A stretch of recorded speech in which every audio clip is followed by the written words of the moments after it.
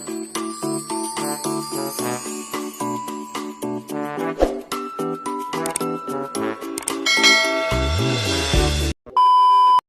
everyone, welcome back again.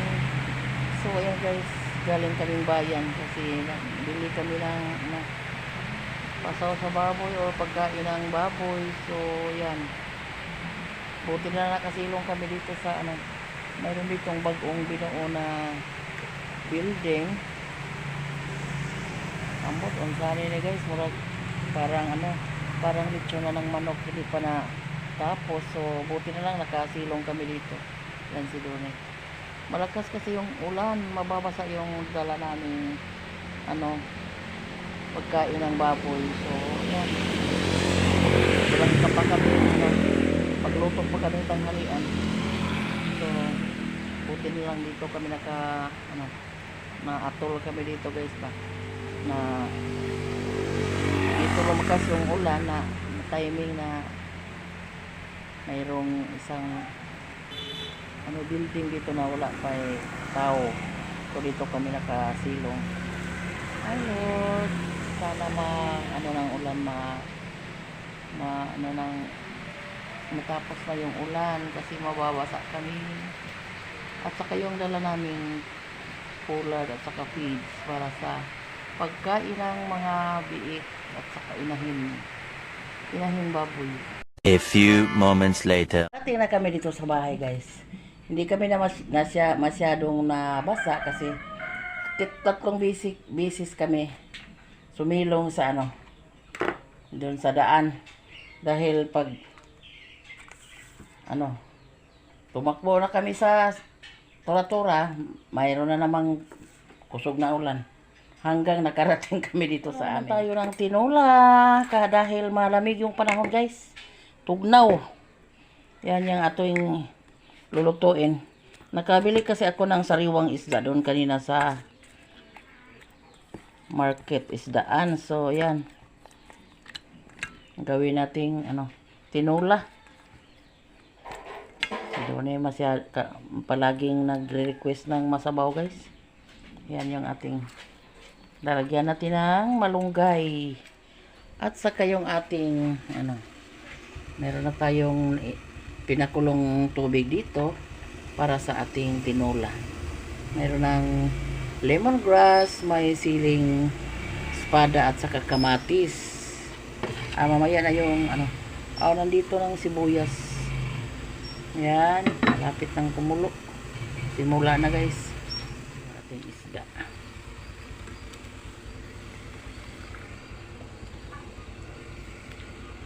Tag-iisa lang kami ng guys, isda kasi medyo malaki.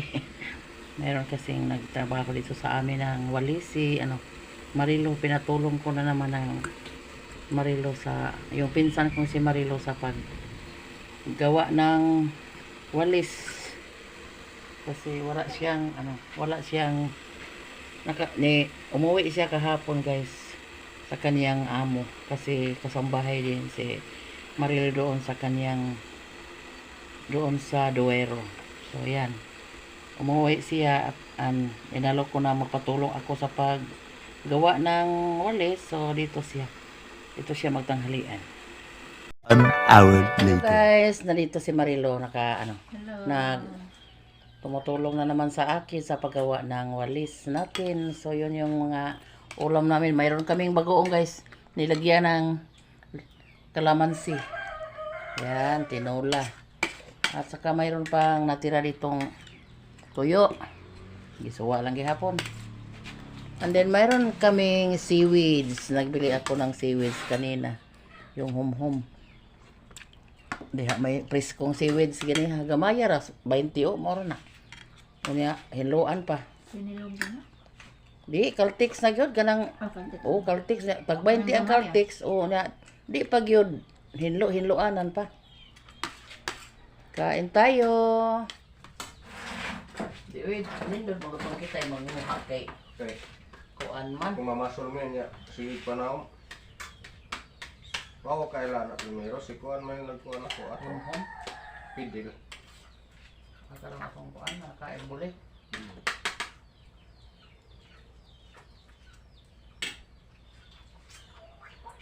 Nga ako, sige na mag Sibuta. punta. Ito sa dagat. Patong, batong. Masa na kaon? Naman din naghahom-hom.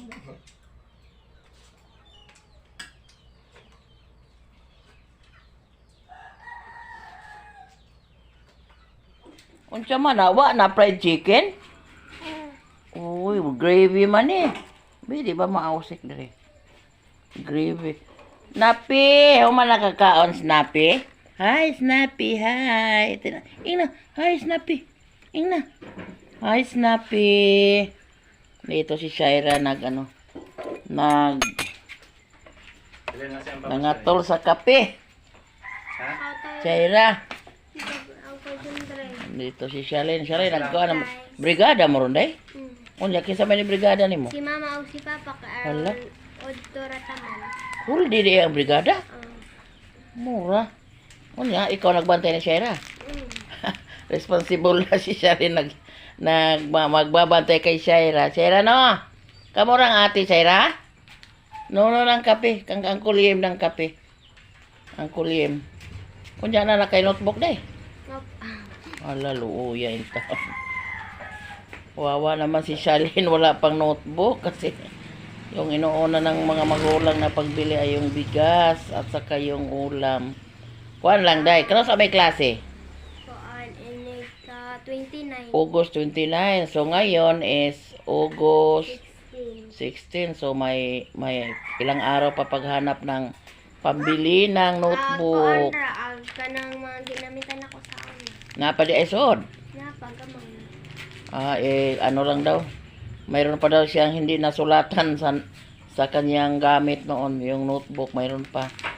For the meantime lang, day, basin og makapalit patapuhon.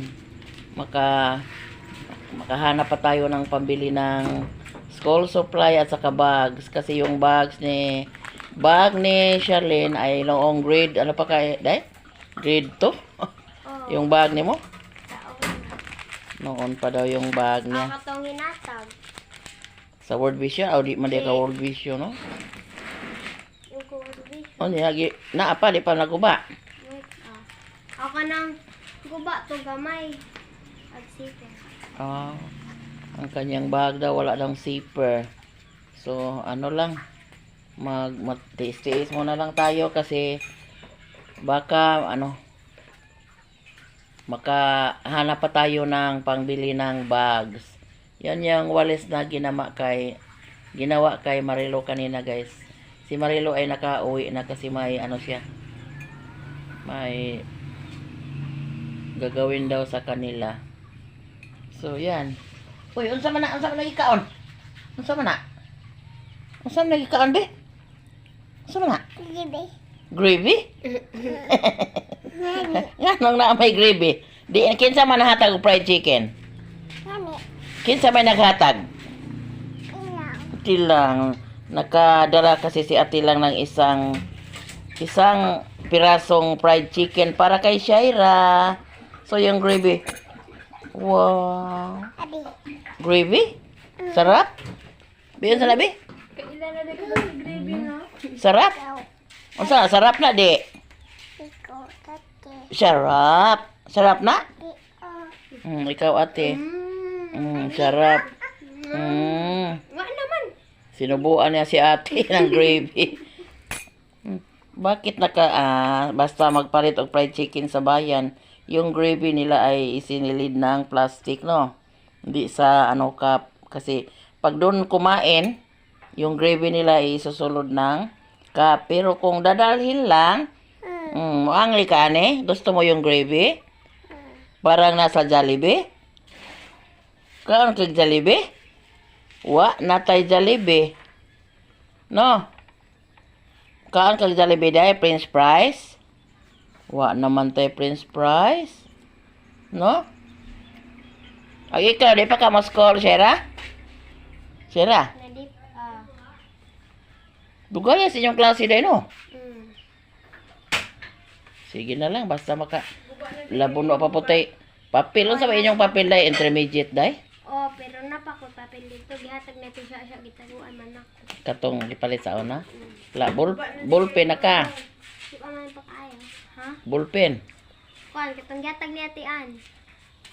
Ah, nag-share kasi si Ann ng lapis at saka ballpen. Hindi, ballpen ka. Pila ka buok? Kuan, usa ka puwa o kuan, duha ka Magamit ikaw. mo po ah. Hindi, na may gibutang. Ah, nalagi ko. Nakabigay si Ann. Binigyan daw siya ni Ann ng guys, ballpen at saka ballpen na day. Ballpen o kanang ay man Unsa na kang graduha day? grade 6. Ah, grade 6 na si Shalyn. Be sure na ikaw gihapon yung high honor para kayo yung valedictorian sa grade 6. Ha, mag-aral lang mabuti. Masipag kasi si Shalyn mag-aral, guys. Kahit mayroong maghugas ng plato, mag-memorize sa kanyang lesson noon sa may klase pa. Hugas ng plato, magbabantay kay Shaira. Anong ginagawa naman mo Shaira, be? Ah, nagamos-hamos. I-wash hands niya ni Day, ha? Kay, nagamos-hamos. Agi imong edad, Shaira, pila, be? Pila imong edad? 1. 1 pa ka? 1 pa yung ka di ay? Oh, 1. Kala sa man ka magto, be? Be? Na August. August. October. October 30, birthday ni Shaira. Magto na ka, oy, Shaira. Magto na ka, Shaira. Shaira, magto na ka, no? To na imong edad, no? Shaira. Unsa naman tan? August, September, October, Sa pa ka. 2 months. Dako na imong piso. Shaira, dako na imong chicken? Uy. Kailaw. Na, binigyan ko kasi si Shaira ng sisiw. Sabi ko palakihin mo para may kayo, panghanda kayo sa birthday mo. Ika 2 years si Shaira ngayong October 30. So madako-dako pa tong imuhang kuan, manok, no? Ikaw. Ikaw unsa ba? No, ikaw og gravy. Masarapan kasi si Shaira sa gravy, guys. Mura lang magtumas din, no? So, hanggang dito na lang tayo. Hanggang dito na lang yung ating videos. Yeah. Dalagang-dalaga na si Shalyn ay. Mag-grade 6 na si Shalyn. Sunod, high school na. So, lilipat na si Shalyn sa susunod pang pasukan. Pero sa ngayong darating na pasukan ay grade 6 pa si Shalyn. Hoping na with high honor gihapon kaday para kayo yung valedictorian sa grade 6. Pero kahit maghanap pa tayo ng para pambili ng notebook, school supply, wala pa. Pero wala na kayo uniform dahil, no? Kuan na, sa lalawat na. Wala kayo sayan? Asa may kulong? Sa hawakan. Ang puti na pa. Napa? Kay, mami nagpalit atong aling tuig. Lagi. Kasi walang permanenteng trabaho yung kanyang mamagpapa. So kung sino-sino lang yung may papagawa ng magtanim ng palay, so yun yung gawa ng kanyang papa. So sino lang, we pray lang tayo sa God na baka makakita tayo ng pambili ng school supply. Si ate lang gani, wa pa school supply yo, papi lang yung ilupad lang yung papi kanang school supply ni ate lang, wala pang notebook kasi para sa ngayon hindi pa nila kailangan. Pero sa susunod na week, sabi ni ate lang na daw yung gamit na daw yung may gamit na din silang school supply. So pray na lang tayo sa God na sana makabili tayo. Kasi pag may pera si nanay, ako lang yung magbili ng school supply para sa iyo. At saka sa kay Zisame, yung isang apo ko. So, thanks for watching. And God bless all. Bye.